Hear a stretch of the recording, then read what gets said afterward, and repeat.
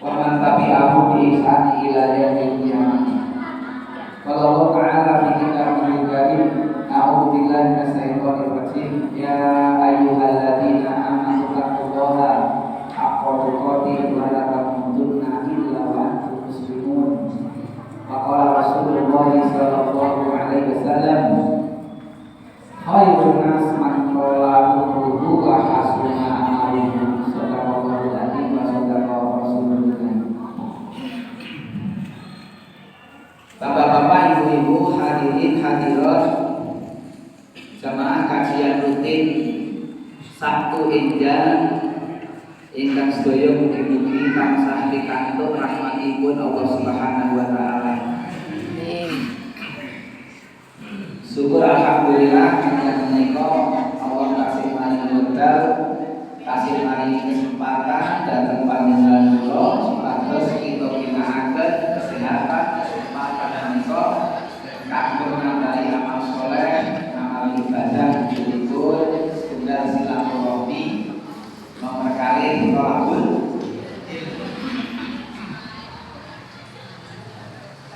Masih suasana kemerdekaan, kita bahas sedikit meraih kemerdekaan sejati menuju masyarakat Islami dalam bingkai NKRI, Negara Kesatuan Republik Indonesia. Ini penting kita aturaken supaya kita mengingat kembali para petinggi-petinggi, para pendahulu.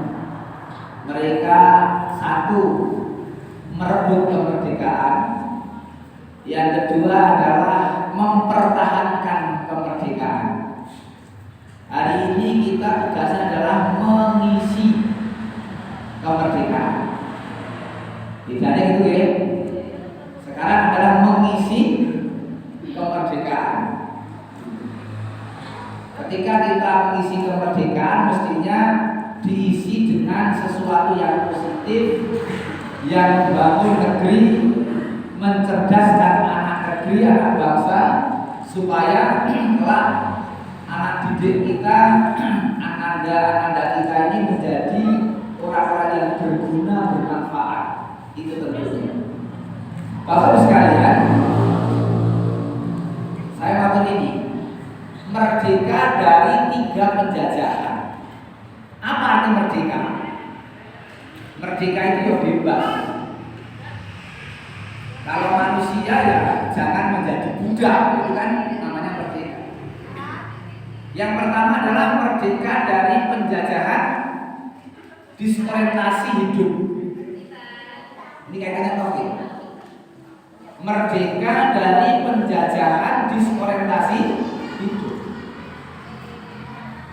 Ketika baginda Rasul belum diutus, Bapak-Ibu sekalian, maka sebagian besar, bahkan ya hampir seluruhnya, ini dipoto rapatnya api, kalau ini kompetan yang pinggir-pinggir ini angel ya Pak ya. Ya pasti dia tidak cepat mau pergi ambil ya. Ya, ini nanti untuk apa? Dokumen. Merdeka dari 3 penjajahan. Yang pertama, Ibu sekalian, merdeka dari penjajahan disorientasi hidup. Allah Subhanahu wa taala berfirman, "Wa ma khalaqtul jinna wal insa illa liya'budun." Surat Al-Qur'an.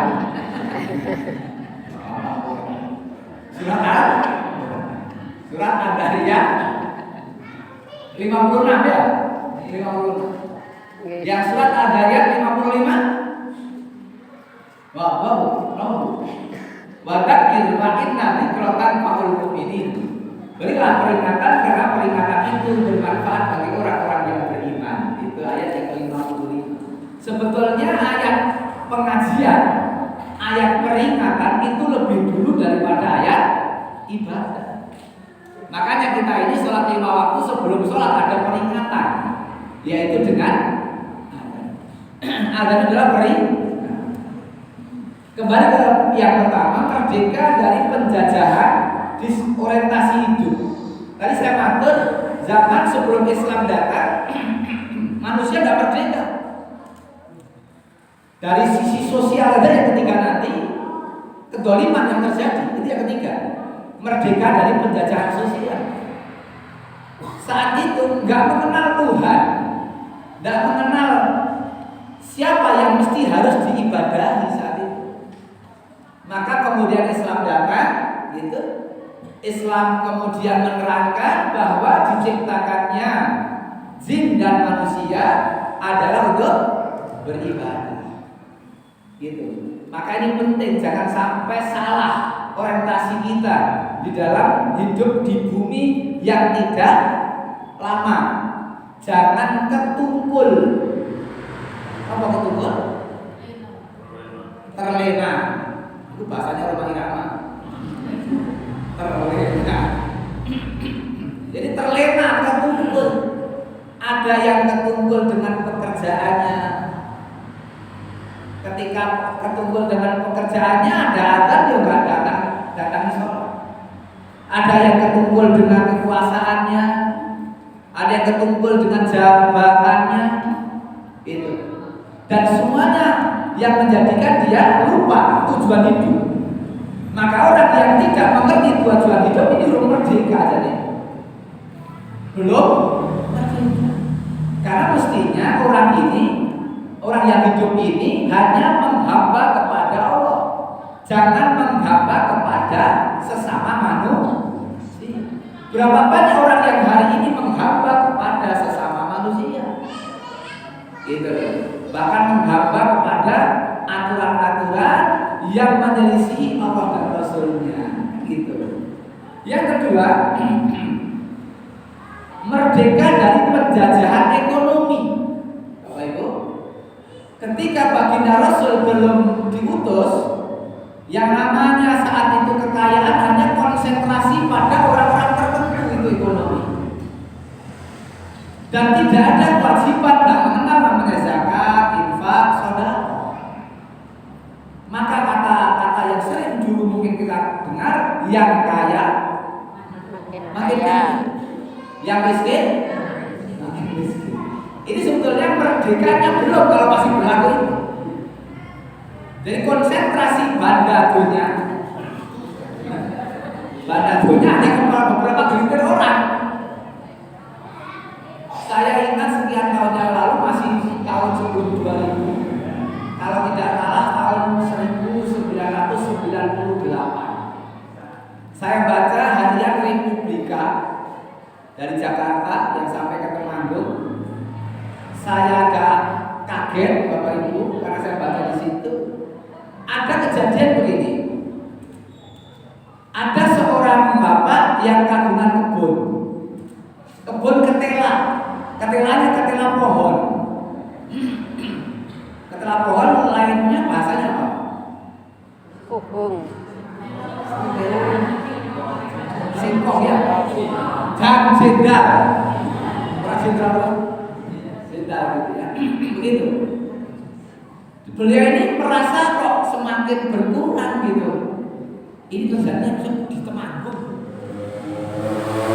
Jadi di Temanggung. Tapi kalau salah pada Temanggung. Di harian Republika itu ada keluhan seorang bapak, kok makin hari makin pohon ketela pohon itu makin berkurang. Kemudian dia akhirnya di satu malam dia mengide-ide. Masa mengide-ide? Mengide. Lah kebetulan orang saya rusak di tengah kebun. Dia bermarah, oh iki orangnya. Akhirnya dia sabari begitu. Kemudian sampai dia menunaikan tugasnya, penyolongannya itu. Akhirnya ternyata diikuti. Lah bapak-bapak yang punya kebun ini mengintili. Bisa mengintili. Lah sampailah di rumah si fulan bapak itu, dia ngintip, kebetulan rumahnya pagar. Mengintip bahasa Indonesia. Ngintip orang pagar bolong sikit dijelas kok kebun itu. Mengintip kan. Bapak Ibu sekalian, ternyata bapak ini langsung kemudian mengupas kulit kemudian direbus. Setelah kemudian ditunggu sampai lama, bapak ini membangunkan anak yang sudah tertidur. Tampaknya anak ini tertidur karena saking laparnya, wis kesel nunggu rono mak malam. Ada mak malam tapi bukan malam tapi makan teror. Itu aja dibangunkan ya, hasil dari teror itu ya. Jadi saya kaget waktu itu membaca di harian Republika. Ini terjadi Pak. Kenapa Pak Ceklek kemarau agak panjang, sepi keadaan. Itu dulu 98 atau 19 waktu itu mungkin masih muniter. Saat ini muni duor. Orang muniter ini muni duor kan. Kalah kabut banyak masalah, banyak hal itulah yang namanya belum merdeka sebetulnya. Karena sebetulnya orang miskin itu punya hak. Dia termasuk mustahik. Nah ini karena kondisi seperti ini, ada yang mungkin berpunya tidak berbagi, ada yang mungkin mau berbagi tapi tidak tahu karena caranya bagaimana, berikan siapa, karena tidak tahu, nggak ada mediator, nggak ada yang bisa dipercaya gitu. Bahkan kadang-kadang ada orang yang mencari dengan cara itu bukan untuk diberikan kepada yang mustahik. Bahkan ada di satu desa, di dalam satu kabupaten, ada rumah yang bagus-bagus hampir menyeluruh di kampung itu. Ketika ada orang yang kemudian datang masuk di kampung itu, rumah itu api-api yo. Apa kata orang yang sudah terkenal di situ? Ini hasil assalamualaikum. Belum. Ini hasil assalamualaikum. Kenapa? Dibes assalamualaikum. Nah, di mana-mana assalamualaikum itu apa? Nyari data yang tidak kemudian digunakan betul untuk rumah. Ini ternyata gawe rumah. Ada yang sampai begitu Pak. Ini penjajahan ekonomi juga. Ada yang terjadi. Sampai katanya hasil assalamualaikum. Dulu Pak Kiai saya, Allah yarham Pak Kiai Sugiarto, ketika kami sering mendampingi sampai kemana-mana, luar kota sampai Jawa Barat. Kalau ada di mobil ada yang assalamualaikum, pembangunan masjid rampung kelebihan, marah banget beliau sampai kesemukanan kok jujur kami ini sakit oleh menahan marah. Isi wong Islam. Ini kata beliau. Jadi ada orang-orang yang mungkin tidak menggunakan betul untuk yang lebih berhak. Yang ketiga, merdeka dari penjajahan sosial, kedoliman. Masih banyak kedoliman, masih banyak asu gede menang kerai. Betul, apa artinya itu? Kau nanti belajar bahasa Jawa. Sopo sing kuwasa diam sing menang. Asu gede menang kerai. Maka nasihat itu terjawab. Jangan bersahabat dengan orang yang kotor. Ya. Ojo cedak kebo gupat. Karena apa? Berteman dengan orang yang negatif itu bahaya. Inilah sekalian merdeka dari penjajahan sosial. Gitu. Kalau sudah hilang dari itu merdeka. Gitu. Kalau kemerdekaan dari penjajahan yang dimaksud sama Belanda, Jepang dan sebagainya sudah merdeka dan diproklamasikan tahun 1945, 79 tahun yang lalu. Hari ini bagaimana kita ini berupaya untuk merdeka tadi, lurus tujuan hidup, lurus ekonomi, tidak ada yang mendolimi ekonomi, tidak ada yang pula mendolimi secara sosial. Itu. Ini karena apa? Ya belum sebenarnya. Begitu sekalian, Bapak Ibu sekalian, ini untuk mukadimah. Ini kayak mukadimah. Wis setengah wolu. Baik, saya mau sampaikan ini. Dua saya tadi sudah bilang. Baginda Rasul bersabda, hadis ini dibawa oleh Zaid bin Thabit. Ya. Bagi Rasul ketika man kanatid dunya hammahu, siapa yang dunia menjadi hasratnya, siapa yang dunia menjadi tujuannya. Ini tadi keterangan dari merdeka dari penjajahan disorientasi hidup itu. Jadi tujuannya hanya dunia itu. Maka nanti dunia hamalu, siapa yang dunia menjadi obsesinya, tujuannya.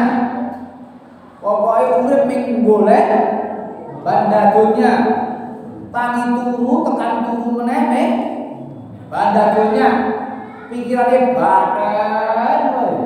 Konten betul sih kalau Amerika apa Amerika? Insya Allah Amerika. Wah dunia semua ukuran adalah dunia. Dia mengira bahwa kesenangan, kebahagiaan itu ada di dunia ini. Bapak Ibu, dampaknya ada 3 yang perlu kita perhatikan. Siapa yang dunia menjadi tujuannya, ada 3 dampak negatif. 1, farraqallahu alaihi amrohu. 1, Allah akan mencerai-beraikan urusannya. Allah akan mencerai-beraikan urusannya. Berbagai macam persoalan tak terselesaikan, cerai-berai. Bahkan cerai dalam konteks suami istri. Nanti gitu. Urusan dunianya gak rampung, permasalahannya berdatangan terus-menerus. Kalau obsesinya dulu, dia gak akan pernah merasakan rampung dari masalah. Mencerai-beraikan itu artinya memorak-marikan. Morak-marik, apalagi yang bahasa yang lain.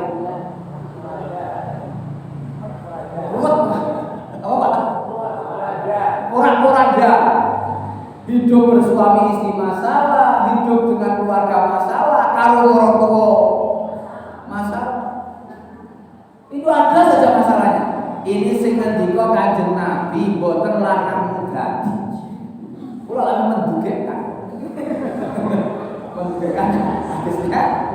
Ya Allah ya Allah, kasihan mereka yang ora ngerti akhirat itu. Pokok donya landung. Yang kedua, wa ja'ala faqrahu baina ainaihi. Allah menjadikan rasa fakir, rasa kurang, rasa miskin baina ainaihi, di pelupuk matanya. Meresani mobil temannya pengen, merasa gon piyambake kok wis kaya tuwa. Niku gitu, akhirnya kurang. Meresani motornya sendiri dibandingkan dengan motor kancane, gitu nanti. Wah, ono masalah kurang. Meresani rumahnya teman dengan rumah delok-delok omahe dhewe dibandingkan rumah kok yo gitu. Kurang. Meresani tas sesama pengajian. Sampe apa sih? Ini dibate. Wes pokoke pengen. Sing repot nek meresani bojone. Oke, pengen meresani masa. Bapak Ibu, ini orang kalau dalam dunia ya. Kurang. Dari mana mulainya? Dari mata. Mata inilah sumber pengen. Dari mata turun. Oh, kok kok yo sing kamu selama. Dari mata turun ke hati, akhirnya pengen memiliki. Karena apa? Jauhnya dari hidup zuhud. Jauhnya dari hidup zuhud. Itulah yang ketiga, Bapak sekalian, yang ketiga, walam yatihi minad dunya ila ma kutiba lahu. Dan tidaklah dunia itu akan mendatanginya kecuali yang sudah tertulis, tercatat. Orang itu mbok ngoyo kaya apa, ngurangi sare, ngurangi istirahat, rezeki dunianya sudah ditentukan. Ora iso punjul, enggak akan pernah lebih. Makuti balahu, kapan dicatat rezeki rezekinya dicatat ketika usia 4 bulan dalam kandungan. Ketika 4 bulan dalam kandungan, setiap jiwa ditentukan oleh Allah berapa rezekinya, berapa usianya, apa yang akan dimilikinya, semua ditentukan. Apakah kelak ketika di dunia punya motor atau punya Honda, apa punya mobil atau bahkan punya spur misalnya, sudah ada ketentuan. Itu yang disebut. Jadi mbok moyo kaya apa ora iso tambah. Dan beda kalau rezeki dengan gaji. Nek gaji mesti uang, nek rezeki tidak harus uang. Uang itu rezeki. Kesehatan itu rezeki. Tidak untuk majelis pengajian ini rezeki. Di pengajian paham sekali apa yang disampaikan, ya rezeki. Mboten ngantuk nggih. Lar-laran niku. Oh, apa? Itu rezeki. Jadi rezeki tidak harus banda dunia. Rezeki ini ada ilmu yang diamalkan, bisa ikut beramal soleh, berbagi. Niki wae jalo perjalanan ya sudah hampir sampai belum saya bahas. Saya ceritakan kegiatan pagi ini ada berbagi sayur, ada ini, ada itu. Ada ibu-ibu semangat sekali. Ustaz keluar derek. Bikin itu yang akan datang langsung kirim 2 juta lah untuk acara pagi ini. Dia tadi kirim 2 juta. Besok kalau ada acara tumbas sayur sambil menolong petani Pak Ustaz. Sambil menolong petani kan memang harga itu kan. Harga sayur itu agak. Padahal biasanya kalau kemarau itu harga sayur. Ini jangan memelaskan, mengenaskan. Sampai kemudian ada yang ya bismillah sambil turutin dulu sambil berbagi sebagainya. Ini ada yang tadi pagi terus kirim. Ustaz saya nitip suatu saat nanti kalau ada kasihan kok mau berbagi sayur saya nitip. Hebat sekali. Ini orang yang mencintai dunia untuk dia titipkan karena dibawa sendiri buat. Untungnya ini saya ono sing dititip. Daripada kok betul sendiri apa kok titip pakai menjang kok pendet. Yang namanya titip kan bisa diambil lagi. Ning niku syaratnya mati dhisik. Dadi wis ora percaya karo ganjaran mati yo. Urusan akhir tidak bisa hari itu harus meninggal dunia. Maka orang Islam kalau meninggal dunia Bapak Ibu itu istirahat. Ya, segmen boten singgung. Termasuk istirahat dari saya sudah tak putarkan menjadi lagi.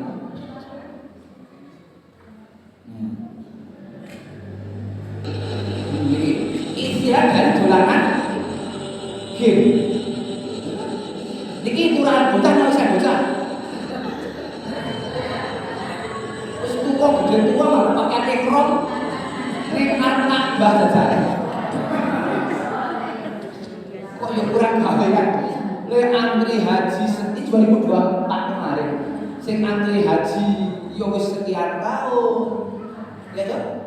Le ngumpul ke sangu sekian tahun. Tekan kono. Dolanan iki ya Allah ya Rabbi. Kasihan. Kenapa? Kira-kira sok ngaji ora iki. Nek sok ngaji yo ora kaya ngene lah. Gitu kan? Ini jelas bukan apa. Kasarane wis dibijekake karo takwa. Wis bijikan kok banyak mungkin. Ini karena permainan di tanah air tidak selesai, maka dilanjutkan permainan di tanah. Nasinya banyak, kasih. Sekali lagi juga ada. Nah, dengan sini Bapak Ibu nih. Ini orang yang Niki SMA Islam Arisalah. Arisalah sudah punya SMA. PPLI Pondok Pesantren Tahfidzul Quran di Sukoharjo. Niki gedho ngapalke Quran. Nah, SMA gitu.